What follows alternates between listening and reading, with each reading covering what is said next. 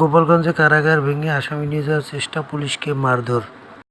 গোপালগঞ্জের কারাগারের উপরে হামলা করলো গোপালগঞ্জের জনগণ, আওয়ামী লীগের যারা সমর্থক আছে তারা। তো প্রথম গেট ভাঙতে পারছে, কিন্তু দ্বিতীয় গেট আর ভাঙতে পারে নাই। কোনো আসামি পালাইতে পারে নাই।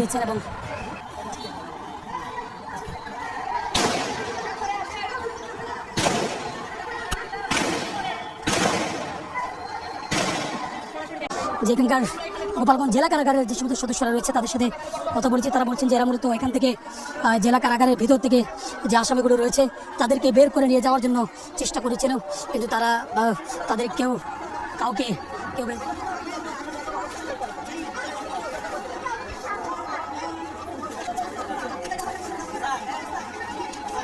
এবং কারাগারের যারা কারা পুলিশ রয়েছে তারা বলছে যে এখন পর্যন্ত ঠিক এখান থেকে আসলে কেউ পালিয়ে যেতে পারেননি এবং কেউ বেরোতে পারেননি।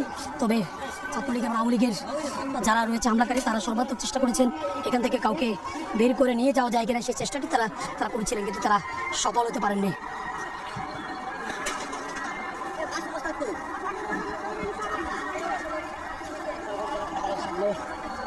টানা কয়েক ঘন্টা ধরে চলা এই রণক্ষেত্র দেখতে পাচ্ছেন। এখন এই মুহূর্তে জেলা কারাগারের সামনে আমরা এখানকার দৃশ্যগুলো দেখানোর চেষ্টা করছি।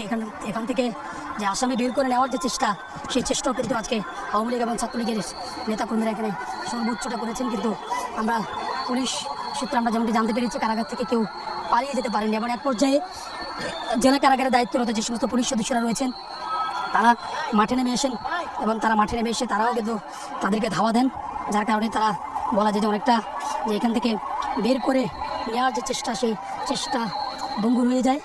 তবে জেলা কারাগারের বাইরের যে অংশটি অর্থাৎ যে কাজগুলো দেখতে পাচ্ছেন যে ভবন, সেগুলো ভেঙে চুরমার করে দিয়েছে, সেগুলো ভেঙে ফেলেছে এবং বেশ কয়েকজন এখানে আহত হয়েছেন এবং বাধ্য হয়ে পরবর্তীতে তারা আইনশৃঙ্খলা রক্ষাকারী বাহিনীর সদস্যরা কিন্তু তাদেরকে ধাওয়া দেয়।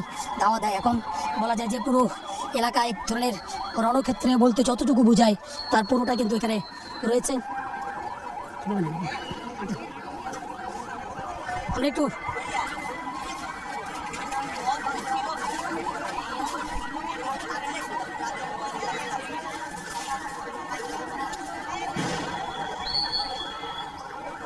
আমরা দেখতে পাচ্ছি যে